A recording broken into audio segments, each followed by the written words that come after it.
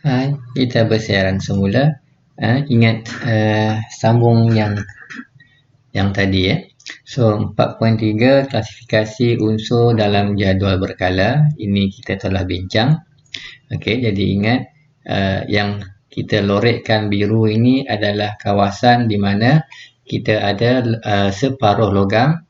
Ke sebelah kirinya ialah logam, ke sebelah kanannya adalah bukan logam. Dan unsur-unsur dalam jadual berkala ini kita susun dia ikut nombor proton. Ni 1, 2, 3, 4. Ini semuanya adalah nombor proton.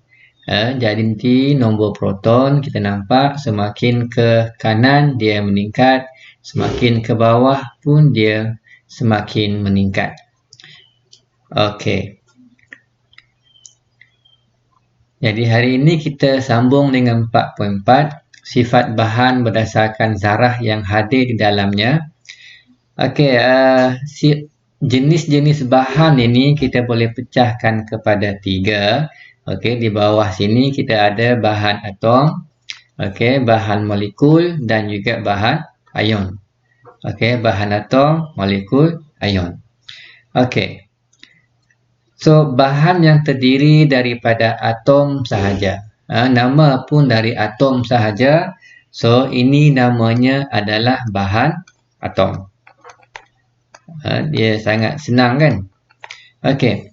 Yang kedua, terdiri daripada molekul-molekul. Dah tentulah ini ialah bahan molekul.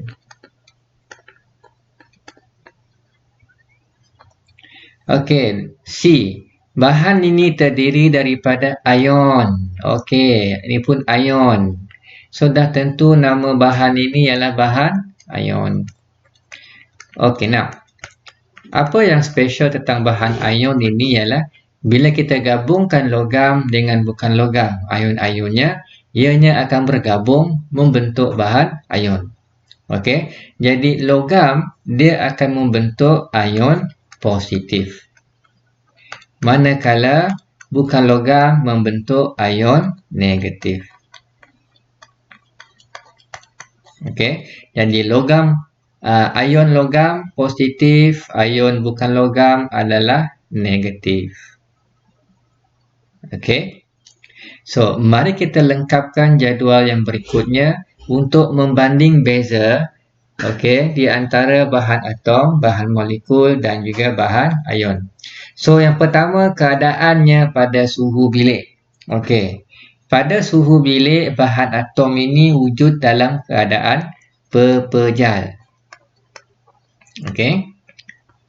Cuma satu sahaja yang ianya wujud dalam bentuk ala cecair, iaitu merkuri. Okey. So, kita letak di bawah sini kecuali merkuri ya. Merkuri ini dalam bentuk cecair. Alright. Bahan molekul pula pada suhu bilik ianya wujud sebagai pepejal. Okey, atau cecair atau gas. Itu bahan molekul. Manakala bahan ion dia ianya wujud dalam keadaan pepejal. Okey. So, suhu bilik. Berapa suhu bilik? 27 darjah Celsius. Ada yang kata 28 darjah Celsius. So, antara itulah ya. Okey, berikutnya dari segi daya tarikan antara zarah-zarah. Okey, bahan atom ianya kuat. Okey. Bahan molekul ikatannya adalah lemah. Manakala untuk bahan ion ikatannya adalah kuat. Okey, now cuba kita hubung kaitkan daya tarikan ini dengan keadaan dia. Kuat, pepejal. Kuat, pepejal. Tetapi kalau daya tarikannya lemah, tengok keadaannya pada suhu bilik, ianya boleh wujud sama ada dalam keadaan pepejal, cecair ataupun gas. Okey. Kalau daya tarikannya kuat, maka ianya akan wujud sebagai pepejal pada suhu bilik. Okey, takat lebur dan takat didih. Kalau daya tarikannya kuat, susah nak pecahkan ikatan, dah tentulah takat lebur dan takat didih untuk bahan atom adalah tinggi. Okey, so yang ini pun juga tinggi secara automatik lah kan. Okey, manakala untuk bahan molekul, takat lebur dan takat didihnya adalah rendah. Okey, kita tengok aspek yang keempat, kebolehan ianya untuk mengalirkan arus elektrik ataupun kekonduksian elektrik.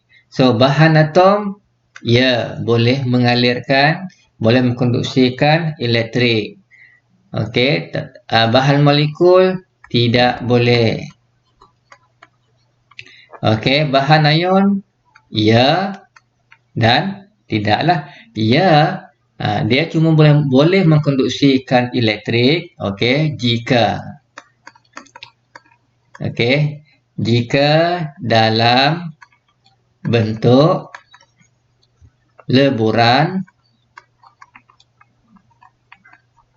ataupun ianya berair.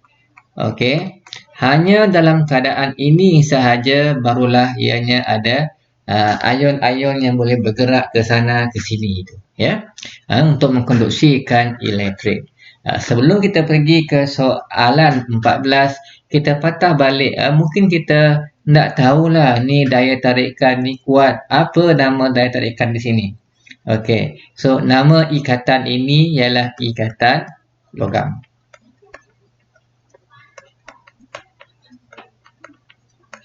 Okey. So, ini ikatan logam. Jadi, dari nama ini kita boleh agaklah, ya, bahan atom ini biasanya ialah logam. Okey. Bahan molekul, daya tarikannya lemah. Apa nama ikatan yang dibentuk? Okey, nama ikatannya macam aiskrim sedikit. Okey. So, nama ikatannya adalah Van der Waals. W-A-A-L-S. Okey, itu nama ikatannya. Manakala untuk bahan ion, nama ikatannya adalah ikatan, senanglah kan, ini ikatan ion. Okey, nama pun bahan ion, so nama ikatan ion. Alright. Okey semua.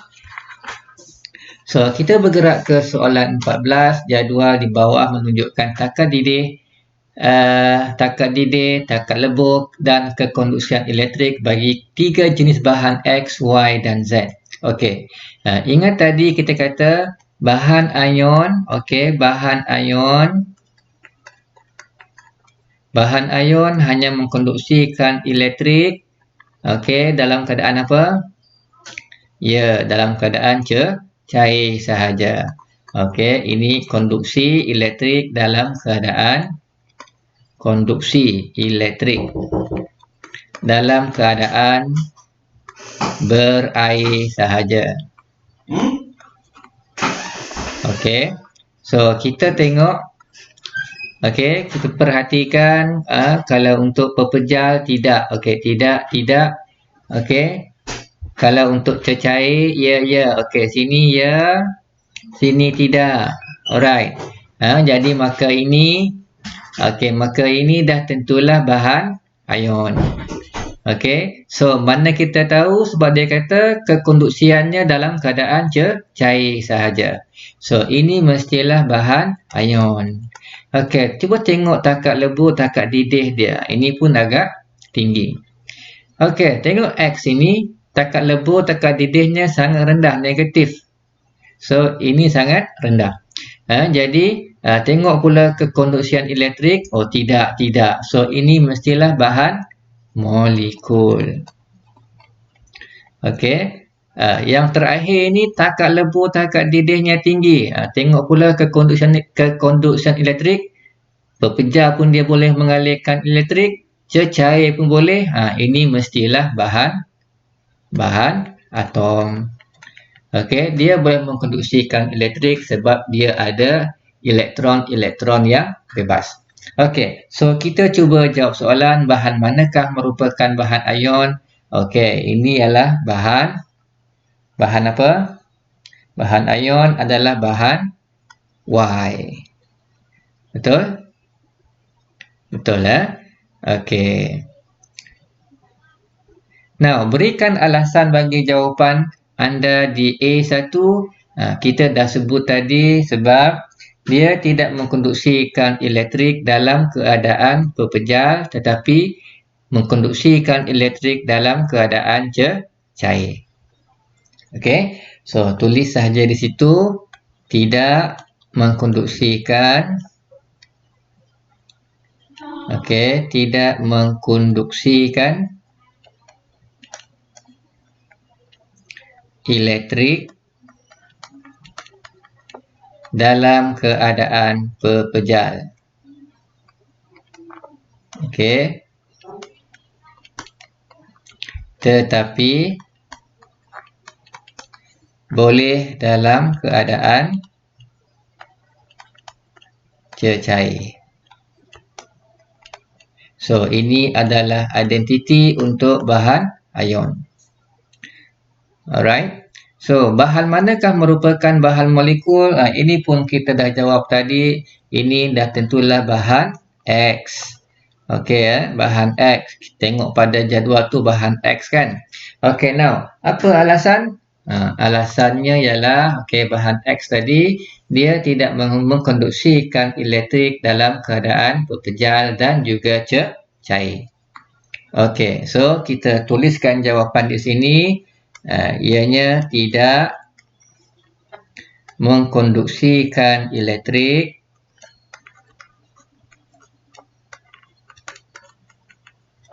mengkonduksikan elektrik dalam keadaan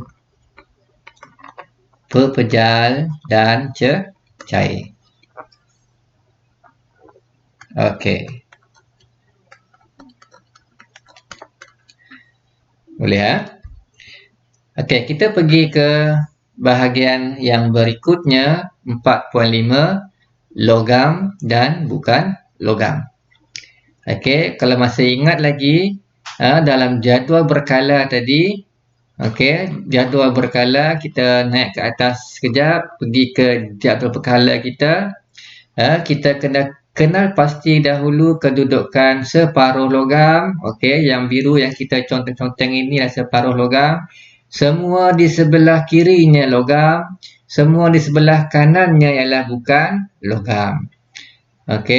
Di sebelah kanan ni tengok ini O ni apa? O ni. Yes, oksigen. Oksigen bukan logam. Pergi ke sebelah sini. Saya nampak tengok ni dia ada natrium. Natrium ada magnesium, ada lithium, ada kalium. Semua ini merupakan bahan logam. So kita turun bawah pergi ke 4.5 logam dan bukan logam. Alright. So kita nak buat perbezaan di antara logam dan bukan logam. Ini sepatutnya tak ada masalah lah kan. Berkilau, berkilat. So logam dengan bukan logam, yang mana berkilau? Logam berkilau, bukan logam dia tidak berkilau. Dia agak malap. Kemuluran, bukan kebuluran kemuluran. So apa makna kemuluran? Ini ialah kebolehan ianya ditarik. Kita tarik sehingga ianya jadi wayar. Kalau tak boleh tarik jadi wayar, kita tarik saja dia putus, itu bukan mulu. So antara logam dan juga bukan logam, yang mana kalau kita tarik dia boleh jadi lebih panjang lagi. Alright. Dah tentulah logam kita boleh tarik. Macam awak tarik wayar kuprum tu, awak tarik, dia boleh memanjang. Tetapi dah tentulah dia ada had dia kan. Akhirnya dia akan putus juga. Tetapi cuba awak tarik Mi Maggi, awak tariklah. Tengok tarik. Sekelip mata dia tak memajang, tapi dia akan putus terus, dia rapuh. Jadi bukan logam. Okey, dia tidak buluh. Okey, keboleh tempaan. Kita boleh bentukkan jadi patung, bentukkan jadi pinggan, bentukkan jadi muka siapa itu, Larsen, YouTuber yang famous kita itu. Okey.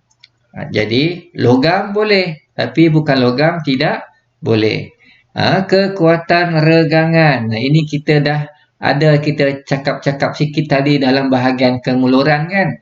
Logam ianya boleh diregang. Dia tahan regang, tetapi bukan logam tidak. Kekonduksian elektrik ini senanglah. Logam mestilah boleh mengalirkan arus elektrik. Okey, tetapi bukan logam tidak.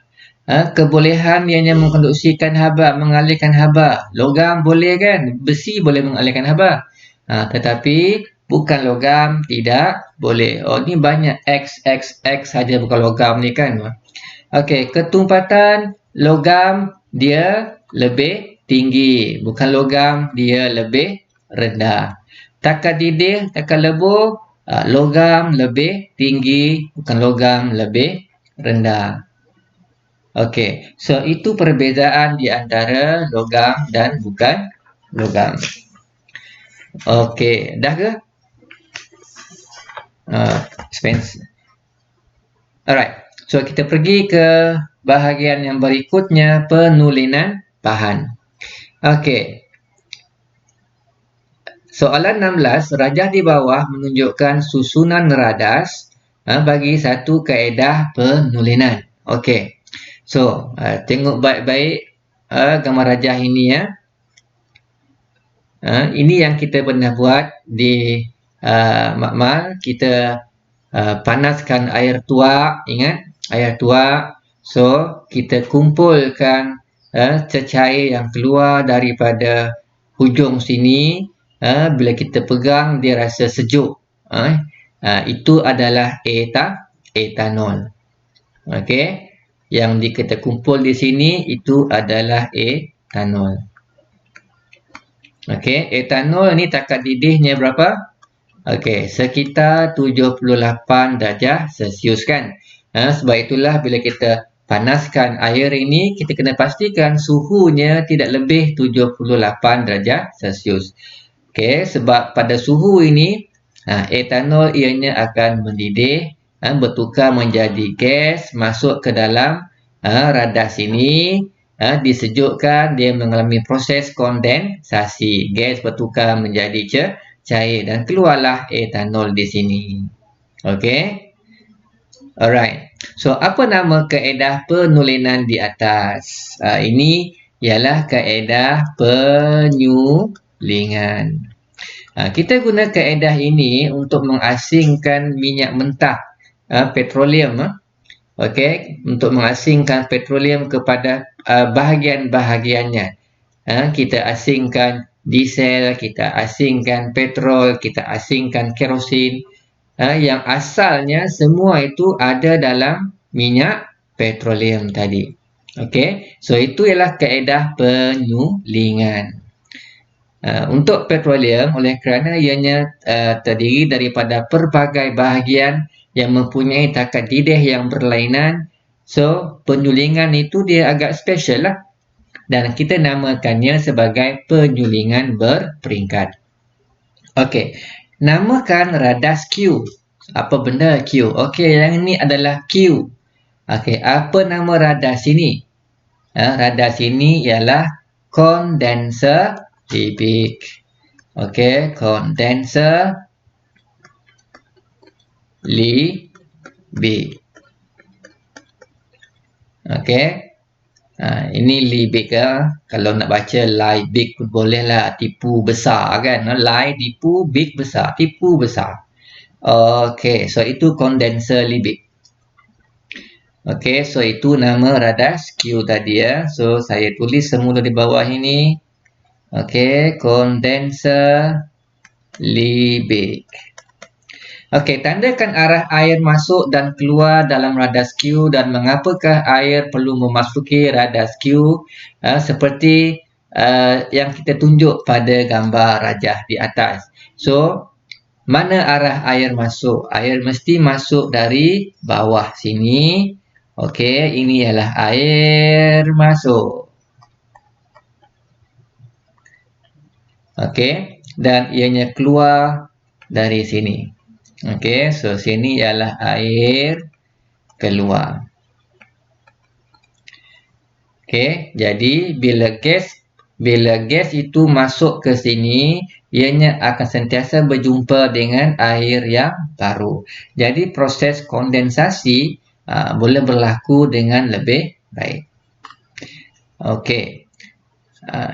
So kita telah pun menjawab sebenarnya mengapa kita susun air mesti masuk dari bawah dan keluar ikut atas. Okey, alasannya ialah supaya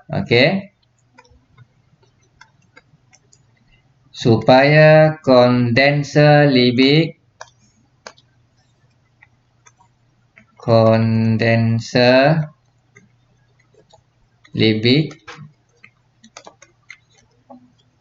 sentiasa dipenuhi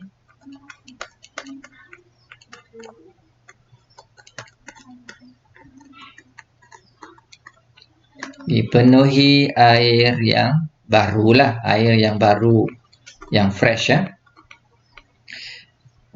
agar proses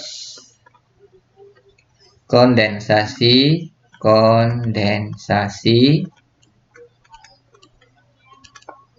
berlaku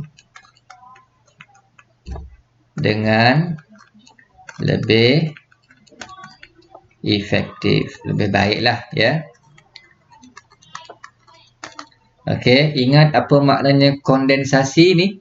Kondensasi ialah perubahan keadaan kirim daripada gas kepada cecair. Okey, cecair T dikumpul dalam kelalang kon. Apakah cecair itu? Okey, apakah cecair T itu? Kita dah jawab di atas tadi kan? Itu adalah etanol. Okey, etanol lah, sebab etanol yang akan keluar lebih awal. Okey, next, apakah fungsi kepingan porselin diletakkan di dalam kelalang bulat semasa proses pendidihan? Okey, di dalam ini ada kepingan porselin. Bila kita panaskan ini, maka ianya akan mendidih. Bila mendidih, ianya air ini akan melompat. Kita tak nak air melompat terlampau tinggi masuk ke sini dan akhirnya dikumpul dalam kelalang sini kan. Okey, so itu air. Kita tak mahu air. Yang kita mahu adalah etanolnya, Pak. Okey, Yan. Okey, Yan. Alright. So, untuk mengelak daripada air ataupun air tuak itu melompat tinggi sangat, so kita letaklah kepingan porselin. Jadi, apa fungsi kepingan porselin tadi? Okey, fungsinya ialah untuk mengelak air daripada meloncat masuk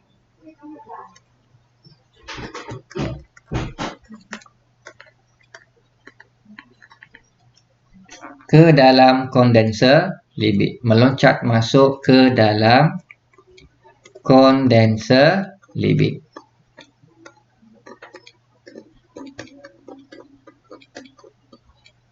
Okey. Semasa proses pendidihan.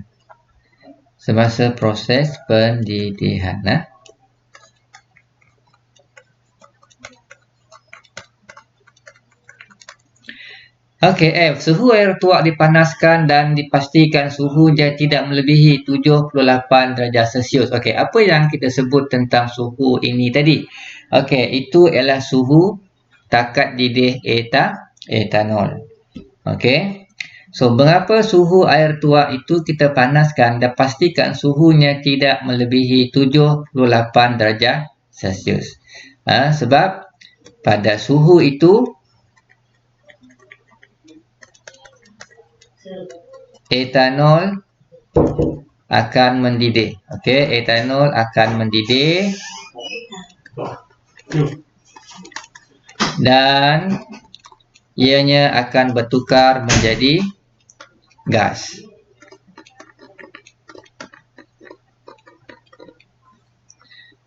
Okey, bertukar menjadi gas.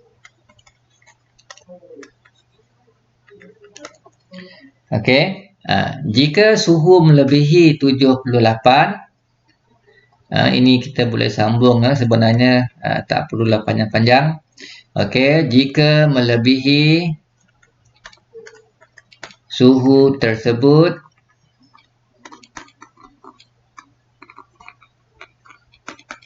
okey, maka hasil sulingan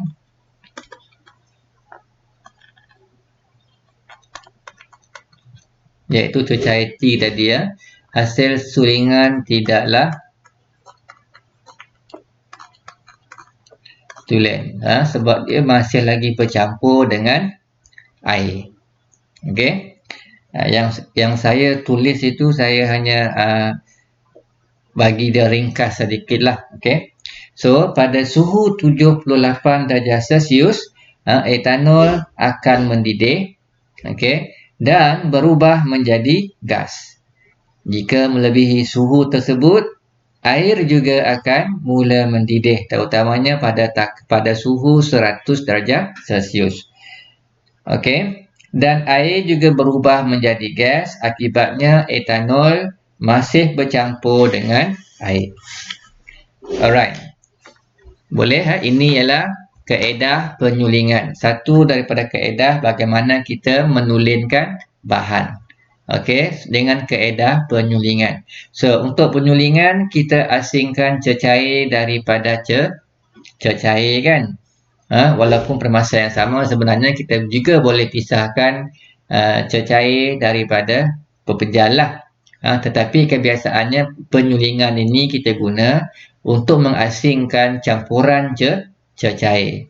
Sebab masing-masing mempunyai takat didih yang berbeza.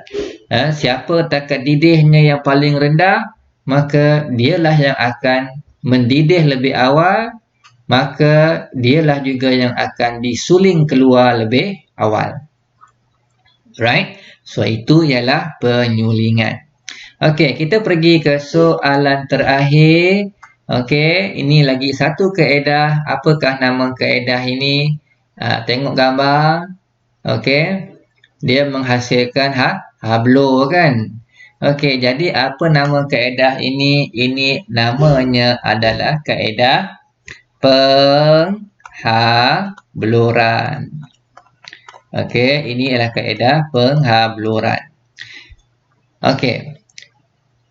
Dalam gambar rajah ini kita masukkan, ini katakan air, masukkan kuprum sulfat.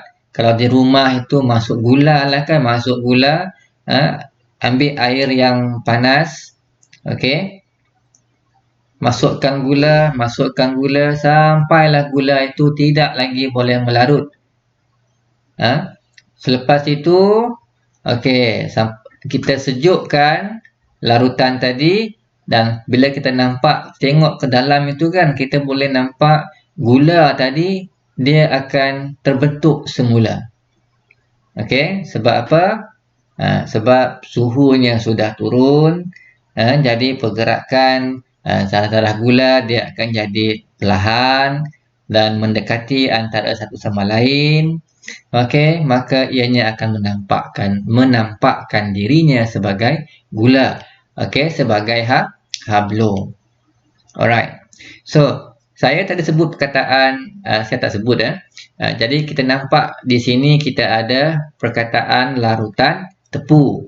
Okey, apa itu larutan tepu? Apa maksud larutan tepu? Ini yang saya sebut tadi, kita masukkan gula, akhirnya sehinggalah gula tadi tidak lagi boleh larut dalam larutan itu. Pada masa itulah kita ada larutan tepu. Okey. So, apa maksud larutan tepu? Maksudnya ialah larutan yang telah dilarutkan, okey, yang telah dilarutkan dengan bahan pelarut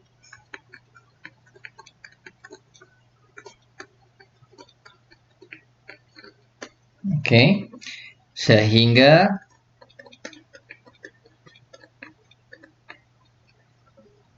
ianya tidak lagi boleh larut.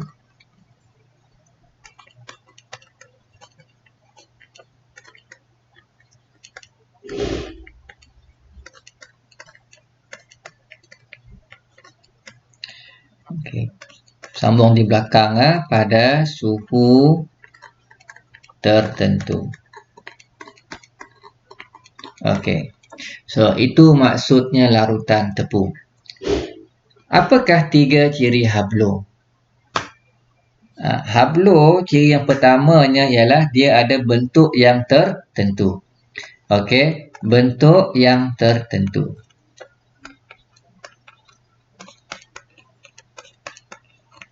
Ciri yang keduanya ialah permukaannya rata.